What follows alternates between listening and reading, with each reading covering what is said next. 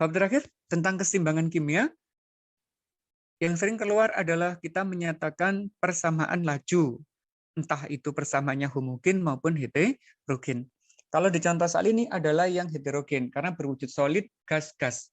Yang wujud solid kita tidak masukkan di persamaan laju, persamaan keseimbangan, karena konsentrasinya dianggap selalu tetap atau konstan. Maka yang diperhitungkan cuma SnCl4 dan Cl2. Menyatakannya adalah konsentrasi produk dibagi konsentrasi reaktan dipangkatkan masing-masing koefisien. Sehingga jawabannya yang C. Ini dibagi ini dipangkatkan masing-masing koefisien.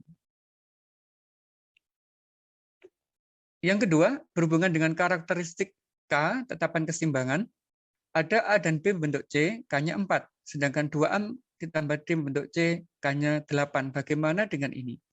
Nah, cara mengerjakannya sama kayak yang termokimia tadi ya, yang ditanyakan kita tulis sebagai hasil penjumlahan. Maka begini. Kita butuh C, kita butuh D, kita butuh 2B. Nah, untuk C ada di dua pertanyaan, dua persamaan. Berarti kita tinggal dulu. Kita lihat yang D. D itu ada di sini. Butuhnya 1, adanya 1. Berarti nggak berubah. Atau kita lihat yang B-nya dulu juga nggak apa-apa ya. 2C, berarti kita dari persamaan reaksi yang pertama. Karena kita butuh 2B, berarti ini kita kali 2. 2A, 2B, 2C. Tetapi B-nya harus sebelah kanan, maka kita balik. Dibalik. Kalau dibalik, K-nya menjadi sper. Kalau dikalikan 2, berarti dikuadratkan. Maka K yang pertama ini menjadi 1/4 pangkat 2. Itu karakteristik K. Ingat-ingat ya, kalau reaksinya kali 2, K-nya dikuadratkan. Kalau dibalik menjadi sper. Maka yang ini dikali 2 dan dibalik. Jadi 1/4 kuadrat. Sedangkan reaksi yang kedua ini nggak diubah. Terus kita bisa eliminasi. Maka hasilnya adalah 8/16, yaitu setengah. Selanjutnya, yaitu cara menghitung K. Ini mudah. Kalau sudah ada kondisi mula-mula reaksi timbang ini mudah sekali. Tinggal apa? Konsentrasi yang kanan dibagi dengan konsentrasi yang kiri. Yang kanan itu apa? CH4, H2O. Yang kiri adalah CO dan H2O. Untungnya di sini semua fasenya sama, gas. Hingga masuk di perhitungan. Berarti jawaban yang tepat adalah yang ini. 0,5, 0,05, 0,05. Yang ini 0,15, yang ini 0,15 dipangkatkan 3, karena hidrogen koefisiennya 3. Yang E jawabannya. Nah, yang ini berbeda, karena datanya belum ada, kita wajib menghitung. Mula-mulanya 4 mol. Dalam keseimbangan terdapat 1 mol gas klor. Jadi kita buat ininya dulu. Mula-mulanya 4, terbentuk 1, berarti ini 1.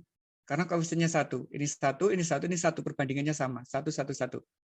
Kondisi akhirnya 4 dikurangi 1 ada 3, ini 1 dijumlahkan ya kanan, ini juga dijumlahkan. Terus volumenya juga 1, berarti mudah. K-nya langsung dimasukkan. Konsentrasi CO, konsentrasi Cl2 dibagi COCl2. Masing-masing koefisiennya 1, jadi enak.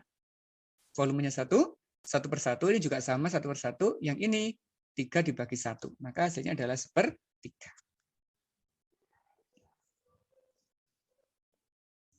Ini berhubungan dengan KP. Kalau KP ada sedikit perbedaan, yaitu sebelum menghitung K-nya harus menghitung tekanan parsialnya. Ada N2, H2, bentuk NH3. Berarti kita buat ininya dulu.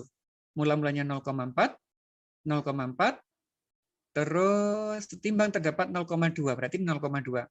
Saat koefisiennya 2, berarti kalau 3, 0,3. Kalau 1, berarti 0,1. Di kondisi akhirnya 0,1, 0,1, 0,2. Kita hitung dulu mol totalnya. Ketemunya 0,4. Terus kita cari masing-masing tekanan parsial. Miliknya NH3. Molnya NH3 dibagi mol total dikali dengan tekanan totalnya. Maka 0,2 dibagi 0,4 dikali 1,2. Ketemunya 0,6.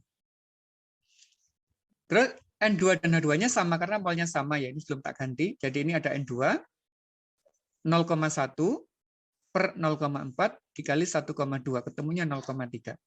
Yang hidrogen juga sama, 0,1 dibagi 0,4 dikali 1,2, ketemunya 0,3.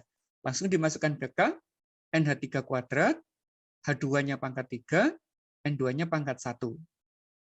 0,6 pangkat 2 0,3 pangkat 3, 0,3 pangkat 1. Kalau dihitung ketemunya adalah 44,4.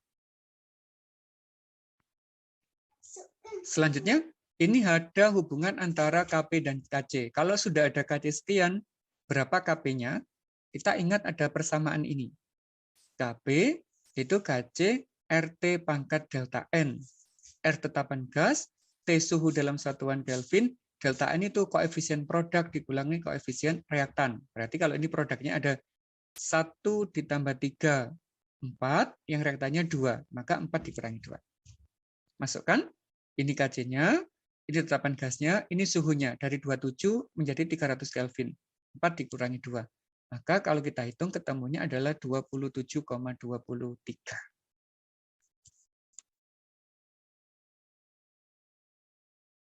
Selanjutnya mengenai pergeseran kesetimbangan. Kalau pergeseran kesetimbangan ini mudah, asalkan kita paham perubahannya. Konsentrasi gitu ya. Kalau konsentrasi kiri ditambah, gesernya ke kanan. Kalau kanannya ditambah, gesernya ke kiri. Kalau berhubungan dengan entalpi, kita lihat entalpinya. Ini suhu hubungannya. Positif ini untuk yang ke kanan, berarti yang ke kanan berlangsung endotermik, yang ke kiri berlangsung eksotermik. Kalau tekanan dan volume berhubungan dengan molnya, tekanannya diperbesar, volumenya akan kecil, gesernya akan ke mol yang kecil. Begitu juga sebaliknya. Nah, untuk kasus ini kita disuruh memperbesar produk, berarti gesernya ke kanan. Entalpinya positif, berarti suhunya harus dinaikkan, begitu. Karena di sini molnya 1 tambah 1 adalah 2 sama dengan di kanan, maka tekanan dan volume tidak berpengaruh terhadap kesetimbangan. Ingat-ingat ya, kalau koefisien dijumlahkan di kiri sama dengan koefisien yang di kanan, itu tekanan dan suhu tidak akan berpengaruh. Begitu. Misalkan ini, KP sama dengan KC. Kan rumusnya adalah KP sama dengan KC RT delta N. Kalau harus KP sama dengan KC, berarti nilai RT delta N ini harus sama dengan 1. Kapan ini 1? Yaitu saat delta N-nya adalah 0. Nah, begitu. Mana reaksi yang seperti ini? Yaitu saat koefisien kanan sama dengan koefisien kiri. Jawabannya hanyalah yang nomor 4 saja.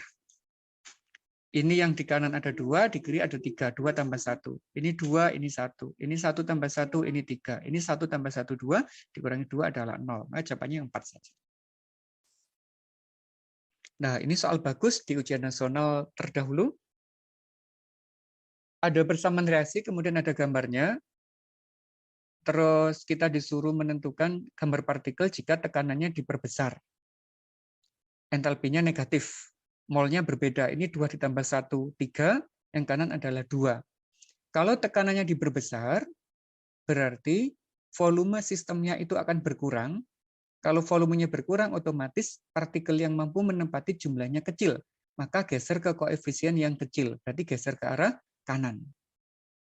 Kalau geser ke kanan, berarti jumlah yang di sebelah kiri akan berkurang. SO2 mula-mulanya 4. Harusnya kurang dari 4 kalau dia geser ke kanan. Yang oksigen mula-mulanya 4. Agar geser ke kanan, berarti jumlahnya dia harus berkurang. Maka jawaban yang paling benar adalah yang E. Begitu. Nah, demikian untuk pembahasan soal-soal PAS kelas 11.